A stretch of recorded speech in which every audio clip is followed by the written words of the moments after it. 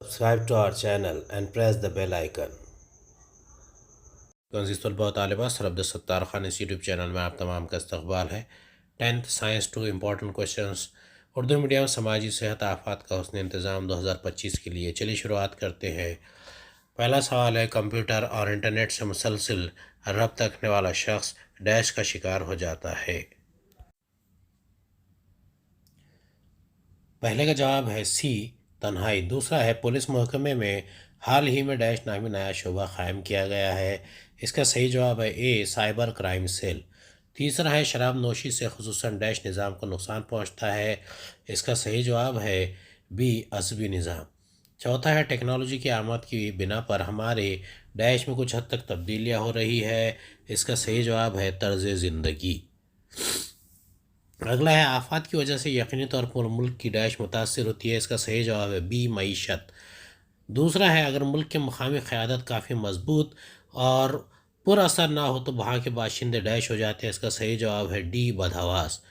تیسرا ہے، وبا کا پھوٹ پڑنا یہ ڈیش آفت کی مثال ہے۔ اس کا صحیح جواب ہے سی، حیاتیاتی۔ چوتھا ہے، انسانوں اور جانوروں کے مردہ جسم کے سڑنے پر ہر طرف بدبو پھیل جاتی ہے، اسے ڈیش آفت کہتے ہیں۔ اس کا صحیح جواب ہے اے، ماحولیاتی۔ مرد و زن میں عدم مساوات کی وجہ سے لڑکیوں میں ذہنی تناؤ بڑھتا ہے، سائنسی وجہ لکھنا ہے۔ پہلا نقطہ ہے، زیادہ تر ہمارے گھروں میں لڑکیوں پر بہت سی پابندیاں عائد ہوتی ہیں جبکہ لڑکوں کو بھرپور آزادی میسر ہوتی ہے۔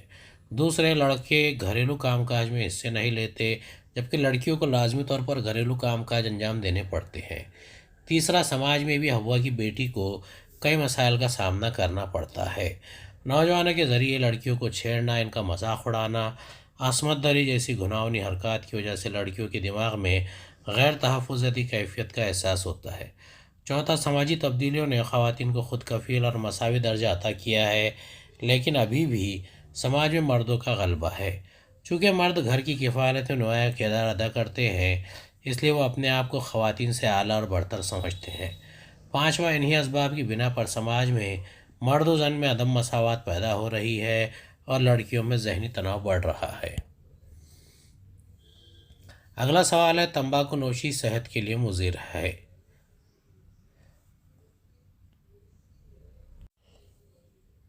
اس کا جواب ہے، پہلا نقطہ ہے، تمباکو نوشی یا تمباکو چبانا ایک لت ہے۔ دوسرا، تمباکو میں نکوٹین نامی زہریلا مادہ موجود ہوتا ہے۔ نکوٹین سے انسانی عصبی نظام اور دل پر مضر اثرات رونما ہوتے ہیں۔ تیسرا، مسلسل تمباکو نوشی سے منہ اور گلے کا کینسر ہونے کا خطرہ موجود رہتا ہے۔ چوتھا، تمباکو سے پیدا ہونے والے دھوئیں سے پھیپھڑے کا کینسر ہو سکتا ہے۔ اسی بنا پر تمباکو نوشی صحت کے لیے سخت مضر ہے۔ اگلا سوال ہے، فرضی مشق ماک ڈرل۔ اس کا جواب ہے، پہلا ہے، فرضی مشق یا ڈرل آفت آنے کی صورت میں تیزی سے فوراً اور کم سے کم وقت میں تیاری کی صلاحیت جانچنے کا ایک ذریعہ ہے۔ دوسرا، کسی بھی آفت کے تعلق سے رد عمل جانچنے کے لیے کسی آفت کے آنے سے پہلے کی صورتحال کی فرضی مشق کی جاتی ہے۔ تیسرا، اس وقت آفت سے بچنے کے لیے کی گئی منصوبہ بندی کے مطابق تمام سرگرمیاں کامیابی سے ہمکنار ہوتی ہے یا نہیں، اسی جانچ کے لیے تربیت یافتہ اشخاص تفویض کردہ سرگرمی انجام دیتے ہیں۔ آفت سے بچنے کے لیے کیا گیا میکینکی عمل کتنا مؤثر ہے یہ دیکھا جا سکتا ہے۔ چوتھا ہے، فائر بریگیڈ ٹیم کے نوجوانوں کی وساطت سے کئی اسکولوں میں آگ لگنے کی فرضی ڈرل کے ذریعے بچاؤ کے کام کیے جاتے ہیں۔ اس میں آگ بجھانے، عمارت کی کسی منزل پر پھنسے ہوئے افراد کو باہر نکالنے، اسی طرح آگ کی لپیٹ میں آئے ہوئے کپڑے جلنے کے بعد لوگوں کو کس طرح بچایا جائے، اس قسم کی کئی سرگرمیاں عملاً کر کے دکھائی جاتی ہے۔ پانچواں ہے، پولیس محکمہ نیز مختلف رضاکار تنظیموں کے ذریعے بھی اس قسم کی سرگرمیاں لی جاتی ہے۔ اگر مستقبل میں حقیقت میں کوئی آفت آ جائے تو یہی فرضی مشق اس کا سامنا کرنے کے لیے کارآمد ثابت ہوتی ہے، اسی لیے کہا جاتا ہے کہ فرضی مشق فائدہ مند ہے۔ اگلا سوال ہے، آپ کیا کریں گے اور کیوں؟ آپ کا زیادہ تر وقت انٹرنیٹ، موبائل، کھیل، فون وغیرہ پر صرف ہو رہا ہے۔ اس کا جواب ہے، زندگی میں گزارا ہوا وقت کبھی دوبارہ لوٹ کر نہیں آتا، اس لیے ہمیں اپنے وقت کا استعمال مطالعہ، ورزش، میدانی کھیل اور دیگر تفریحی مشاغل میں کرنا چاہیے۔ ہمیں اپنے خالی وقت میں گھر کام کے لیے والدین کی مدد کرنی چاہیے، لیکن اگر ہم بغیر کسی مقصد کے کمپیوٹر پر سرفنگ کرنے، کمپیوٹر پر غیر ضروری سائنس سائٹس دیکھنے یا موبائل گیمز میں گھنٹوں مصروف رہیں تو یہ وقت کی بربادی کے سوا کچھ بھی نہیں ہے۔ کمپیوٹر پر چند ایسی سائٹس بھی ہوتی ہے جنہیں دیکھنے پر اخلاقی بگاڑ پیدا ہوتا ہے۔ ایسی سائٹس دیکھنے سے پرہیز کرنا چاہیے، ان کے دیکھنے پر تناؤ پیدا ہوتا ہے۔ موبائل کے مسلسل استعمال اور سوشل میڈیا سے چپکے رہنے سے ہمارے اندر رفتہ رفتہ ان کی لت پیدا ہوتی ہے۔ اگر یہ خراب عادات ہماری شخصیت میں پیدا ہو رہی ہیں تو یہ افسوس کا مقام ہے۔ ہمیں اپنے ضمیر کی آواز پر ان عادات سے جلد از جلد چھٹکارا حاصل کر لینا چاہیے۔ اگلا سوال ہے، پڑوس میں رہنے والے بچے کو تمباکو چبانے کی لت لگ گئی ہے۔ اس کا جواب ہے، ہم اس بچے کو اس کی زبان میں تمباکو نوشی چبانے کے نقصانات سے آگاہ کریں گے۔ ایسے بچے کو منہ کے کینسر کے مریضوں کی مختلف تصاویر اور ویڈیو دکھائیں گے تاکہ وہ ان ہولناک تصاویر کو دیکھ کر کچھ عبرت حاصل کر سکے اور اپنی عادات کو ترک کر دے۔ بچے کے والدین کی مدد سے ہم اس کی لت کو چھڑانے کی کوشش کریں گے۔ ہم اس کے والدین کو ان کے بچے کی خراب عادات سے آگاہ کریں گے اور اس کے برتاؤ پر گہری نظر رکھنے اور اس کے جیب خرچ پر کنٹرول رکھنے کی ہدایت دیں گے۔ اگلا سوال ہے، آپ کی بہن کم سخن ہو گئی ہے اور مسلسل اکیلی رہتی ہے۔ اس کا جواب ہے، جو فرد کم سخن بن جاتا ہے اس کے دماغ میں کئی قسم کے خیالات پروان چڑھتے ہیں۔ اگر یہی حالت میری بہن میں نظر آ رہی ہے تو اس کی حوصلہ افزائی کرتے ہوئے اور اس کی کم سخنی کی وجوہات معلوم کرنے کی کوشش کی جائے گی۔ اس قسم کے لوگوں میں اداسی کی کیفیت پیدا ہو جاتی ہے، اس لیے ہم اس کی تنہائی کو ختم کریں گے۔ اس کی سہیلیوں کو گھر پر بلا کر اس سے بات چیت کا سلسلہ شروع کریں گے۔ دوسرے لوگوں سے میل ملاپ رکھنے کے لیے اس کی ہمت بنائیں گے۔ اسے مشاغل کی طرف بھی راغب کرنے کی کوشش کریں گے۔ اسے اپنے پسند کے مشغلے کو منتخب کرنے کے لیے مدد کریں گے اور ضروری سامان مہیا کرائیں گے۔ ان تمام اقدامات کے بعد بھی اگر اس کی حالت میں کوئی تبدیلی نظر نہ آئی تو اسے کاؤنسلر کے پاس لے جا کر اس کی پریشانیوں کی وجوہات معلوم کرنے کی کوشش کریں گے اور اس کا نفسیاتی علاج شروع کریں گے۔ اگلا سوال ہے، گھر کے اطراف خالی جگہ کا استعمال کسی اچھے مقصد کے لیے کرنا ہے۔ اس کا جواب ہے، گھر کے اطراف خالی جگہ کا استعمال چھوٹا باغیچہ بنانے کے لیے کیا جا سکتا ہے۔ باغیچہ کے لیے سرخ زرخیز مٹی لا کر اسے خالی جگہ میں مساوی طور پر بکھیر دیں گے۔ اس مٹی میں چھوٹے پودے یا کچھ ادویاتی پودوں جیسے تلسی، پودینہ، ادرک وغیرہ کی کاشت کی جا سکتی ہے۔ اس جگہ پر پودوں کی نرسری بھی قائم کی جا سکتی ہے۔ اس جگہ کا استعمال کھیل کے میدان کے طور پر بھی کیا جا سکتا ہے۔ اس جگہ پر بیڈمنٹن کھیلنے کے لیے جالی بھی لگائی جا سکتی ہے اور شام کے وقت اس جگہ کو وقت گزاری کے لیے کھیل کود کے طور پر استعمال کیا جا سکتا ہے۔ اس بات کی کوشش کی جائے گی کہ یہ جگہ ہمیشہ صاف ستھری رہے۔ کوڑا کرکٹ کا استعمال نامیاتی کھاد کی تیاری کے لیے کیا جا سکتا ہے۔ اگلا سوال ہے، آپ کے دوست میں مسلسل سیلفی لینے کا شوق پیدا ہو گیا ہے۔ اس کا جواب ہے، مسلسل سیلفی لینے کی عادت بہت بری ہوتی ہے۔ اس سے ثابت ہوتا ہے کہ دوست صرف اپنے خود کے بارے میں سوچنے میں مگن ہے۔ وہ خود غرض بن گیا ہے۔ مناسب مشاورت سے اس کی خود غرضی کو دور کرنے کی کوشش کی جائے گی۔ اس میں یہ عادت کیوں کر پیدا ہوئی اس کی وجوہات جاننے کی کوشش کی جائے گی۔ اسے چند دیگر افعال انجام دینے کی ترغیب پیدا کریں گے تاکہ اس کی سیلفی لینے کی عادت میں کچھ نرمی پیدا ہو جائے۔ مسلسل سیلفی لینا یہ کوئی مشغلہ نہیں ہے۔ اگر کوئی اسے لگاتار انجام دے رہا ہے تو یہ ایک بری عادت ہے۔ دوست کو سیلفی لینے کے دوران پیش آئے مختلف حادثات کی تصاویر اور ویڈیو بھی شیئر کریں گے تاکہ وہ اپنی اس عادت سے باز آ جائے۔ اگلا سوال ہے، 12ویں جماعت میں پڑھنے والے آپ کے بھائی میں تناؤ کی کیفیت پیدا ہو گئی ہے۔ اس کا جواب ہے، 12ویں جماعت کا نصاب تعلیم بہت وسیع ہے۔ اگر تعلیمی سال کے شروع ہوتے ہی مطالعے میں یکسوئی پیدا نہ کی جائے تو امتحان کا خوف پیدا ہو جائے گا اور امتحان کے نتیجے میں قابل لحاظ نمرات حاصل نہ ہونے پر ذہنی تناؤ پیدا ہوگا۔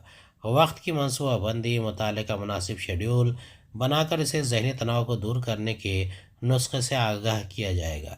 اسے ایک وقت میں صرف ایک مضمون کے مطالعے کے لیے سمجھایا جائے گا۔ گھر کے ماحول کو بھی تناؤ سے آزاد بنانے کی کوشش کی جائے گی۔ گھر میں تمام افراد ایک دوسرے سے میل ملاپ، آپس میں اظہار خیال کریں تو کسی کو بھی اپنی تنہائی کا احساس نہیں ہوگا۔ اسے بات سمجھانے کی کوشش کی جائے گی کہ مطالعہ آپ کے لیے ہے اور آپ مطالعے کے لیے نہیں ہے۔ اگلا سوال ہے، آپ کا چھوٹا بھائی کھانا کھاتے وقت موبائل پر گیم کھیلتا ہے۔ اس کا جواب ہے، میں اپنے چھوٹے بھائی کو موبائل پر گیم کھیلنے کی عادت کے نقصان دہ اثرات سے واقف کراؤں گا۔ اسے یہ بھی بتاؤں گا کہ اس عادت سے ضروری باتوں پر یکسوئی ختم ہو جاتی ہے، نیز ذہنیت اور برتاؤ پر منفی اثرات رونما ہوتے ہیں۔ اگلا سوال ہے، آپ کا چھوٹا بھائی سگریٹ نوشی میں مبتلا ہو چکا ہے۔ میں اپنے بھائی کو سگریٹ نوشی کے سبب صحت پر پڑنے والے خطرات سے آگاہ کروں گا۔ اسے یہ بھی بتاؤں گا کہ اس کی وجہ سے پھیپھڑوں کا کینسر ہو سکتا ہے۔ اگلا سوال ہے، آپ کی نوکرانی کا شوہر شراب نوشی کر کے اپنی بیوی کو مارتا پیٹتا ہے۔ اس کا جواب ہے، میں نوکرانی کے شوہر کو شراب کی لت سے نجات پانے کے لیے سماج اور خاندان میں پیدا ہونے والے مسائل سے آگاہ کروں گا۔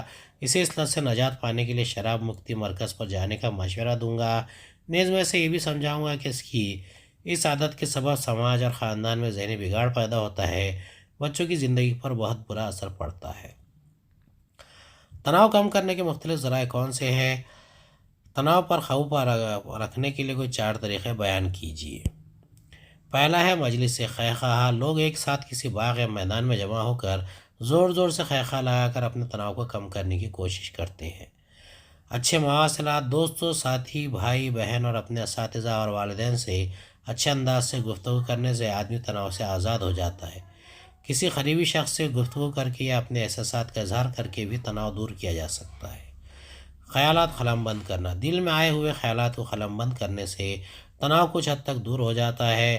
ہم قلم بند طریقوں سے ہماری غلطیوں کو قبول کر کے پھر ان کا تجزیہ کر کے اپنے تناؤ کو کم کر سکتے ہیں۔ چوتھا ہے مشاغل، اشیاء کا ذخیرہ کرنا، فوٹوگرافی، معیاری کتابوں کا مطالعہ، موسیقی، باغبانی، پرندوں کا مشاہدہ، پالتو جانور پکانے کا ہنر، مجسمہ سازی، ڈرائنگ، رنگولی، رقص وغیرہ جیسے مشاغل کو اپنانے سے ہمارے فضول وقت کا مثبت استعمال ہوتا ہے۔ مثبت چیزوں کی جانب توانائی اور دل لگانے سے منفی اجزاء خود بخود دور ہو جاتے ہیں۔ پرمسرت موسیقی سیکھنے، سننے، گانے سے ہمیں خوشی حاصل ہوتی ہے اور تناؤ دور ہو جاتا ہے۔ پانچواں میدانی کھیل اور جسمانی ورزش، کھیل کود میں حصہ لینے سے کئی فوائد حاصل ہوتے ہیں۔ کھیلوں سے جسمانی ورزش، نظم و ضبط، دوسروں کے ساتھ بین العمل، گروہی جذبات میں اضافہ، اکیلے پن کو دور کرنا، فرد کا سماج سے جڑنا اور تناؤ دور کرنا جیسے کئی فائدے حاصل ہوتے ہیں۔ اگلا سوال ہے، آپ جس عمارت میں رہتے ہیں اس کی نچلی منزل پر آگ لگ گئی، اس آگ سے محفوظ رہنے کے لیے کون سے ضروری اقدامات کریں گے؟ پہلا ہے، عمارت کی نچلی منزل پر آگ لگ جائے تو اوپری منزل والوں کو عمارت سے باہر نکلنا خطرناک ہوتا ہے، اس لیے ہم فوراً فائر بریگیڈ والوں کو فون کر کے عمارت کا پتہ اور آگ لگنے کی اطلاع کریں گے۔ دوسرا، زور زور سے پکار کر لوگوں کو خطرے سے آگاہ کریں گے، انہیں ضروری احتیاطی تدابیر اختیار کرنے کی ہدایت کریں گے۔ تیسرا، آگ کے دھوئیں اور شعلوں سے لوگوں کا دم گھٹ سکتا ہے، اس لیے ہم اپنے ناک اور سر کو نم کپڑے سے ڈھانکنے کا طریقہ اختیار کریں گے۔ چوتھا، عمارت کو خالی کرنے کے لیے کوئی متبادل راستے کا استعمال کریں گے اور پھر دوسرے مکینوں کے ساتھ مل کر آگ بجھانے میں فائر بریگیڈ والوں کی مدد کریں گے۔ پانچواں، آگ سے متاثر ہونے والوں کو ابتدائی طبی امداد مہیا کرنے کی کوشش بھی کریں گے۔ اگلا سوال ہے، درج ذیل جدول مکمل کیجیے۔ ابتدائی طبی امداد کے لیے ضروری اشیاء: ربر کے دستانے، جراثیم کش دوا، صاف اور خشک کپڑوں کے ٹکڑے، بینڈیج، پٹیاں۔ آفت کے حسن انتظام کے مقاصد کیا ہیں؟ پہلا ہے، آفت کے دوران انسانی سماج میں ہونے والے جانی نقصان کو دور کرنا اور ان کا بچاؤ کرنا۔ دوسرا، آفت زدہ لوگوں کو مناسب طریقے سے اشیاء مہیا کر کے آفت کی شدت اور آفت کے بعد ہونے والے دکھ درد دور کرنا۔ تیسرا، آفت زدہ انسانی زندگی کو دوبارہ معمول پر لا کر اس علاقے کی انسانی زندگی کو پہلی حالت میں لے آنا۔ چوتھا، آفت زدہ لوگوں کو یہ باز آباد کاری مناسب طریقے سے کرنا۔ پانچواں، آفتوں پر تحفظی طریقوں کی منصوبہ بندی کر کے مستقبل میں ایسی آفتوں کی ضرب نہ پہنچے یا آفتیں آئیں تو ان کی شدت میں کمی کی فکر کرنا۔ اگلا سوال ہے، کون کون سے اجزاء سماجی صحت کا تعین کرتے ہیں؟ اس کا جواب ہے، پہلا نقطہ ہے، کسی بھی سماج کی سماجی صحت کی برقراری کے لیے لوگوں کو کئی اچھی سہولیات کی ضرورت ہوتی ہے، مثلاً غذا، پانی، رہائش، لباس، دوائیں اور طبی خدمات، لوگوں کی تعلیم کے مساعی مواقع، اطراف کے ماحول کی صاف صفائی، نقل و حمل کی سہولت وغیرہ۔ دوسرا، اطرافی ماحول کے سماجی اور سیاسی حالات اس سطح پر ہونے چاہیے کہ وہاں کوئی بھی جرائم پیشہ افراد کا وجود نہ ہو۔ جرائم پیشہ افراد کی موجودگی سے سماجی صحت بڑے پیمانے پر متاثر ہوتی ہے۔ تیسرا ہے، سماج کی ہمہ جہت ترقی کے لیے باغات، کھیل کے میدان، سماجی پروگرام، نیز کھیلوں کے انعقاد کے لیے خالی خطوط، اسپورٹس کلب وغیرہ کا ہونا بہت ضروری ہے۔ ان سہولیات کے سبب لوگوں کی شخصیت سازی میں ترقی ہوتی ہے، لوگ خوش و خرم اور توانا رہتے ہیں۔ اگلا سوال ہے آفت کا حسن انتظام کسے کہتے ہیں؟ اس کا جواب ہے آفت کو ٹالنا، آفت کا مقابلہ کرنے کے لیے منصوبہ بنانا اور اس کے لیے صلاحیت پیدا کرنا، یہی آفت کا حسن انتظام کہلاتا ہے۔ منزل سرگرمی کے درجہ بندی آفت سے قبل حسن انتظام اور آفت کے بعد حسن انتظام میں کیجیے۔ اس کا جواب ہے آفت سے قبل حسن انتظام۔ آفت سے متاثرہ آفت کے جانب مائل زمینی حصوں کی شناخت کرنا۔ دوسرا، آفت کے حسن انتظام کے لیے خصوصی تربیت حاصل کرنا۔ آفت کے بعد حسن انتظام، آفت کے بعد وقت ضائع کیے بغیر کنٹرول روم بنانا۔ دوسرا، آفت سے غیر متاثرہ مقام پر رہائشی افراد کے ذریعے ہی مدد کے کاموں کو اولویت دینا۔ آفت سے کیا مراد ہے؟ قدرتی آفت اور انسان کی پیدا کردہ آفت، ہر ایک کی دو مثالیں دیجیے۔ اس کا جواب ہے، پہلا نقطہ ہے ماحول میں اچانک ہی بھیانک اور خوفناک حادثہ جس کی بنا پر شدید جانی اور مالی نقصان ہو، آفت کہلاتا ہے۔ دوسرا، قدرتی آفت، سیلاب، زلزلہ، قحط سالی، چٹانوں کا کھسکنا، آتش فشاں کا پھٹنا۔ تیسرا، انسان کی پیدا کردہ آفات، جنگ، بم دھماکہ، گیس کا رساؤ، دہشت گردی۔ امید ہے آپ کو ہمارا ویڈیو پسند آیا ہوگا۔ اگلے ویڈیو میں دوبارہ ملاقات ہوگی۔ خدا حافظ۔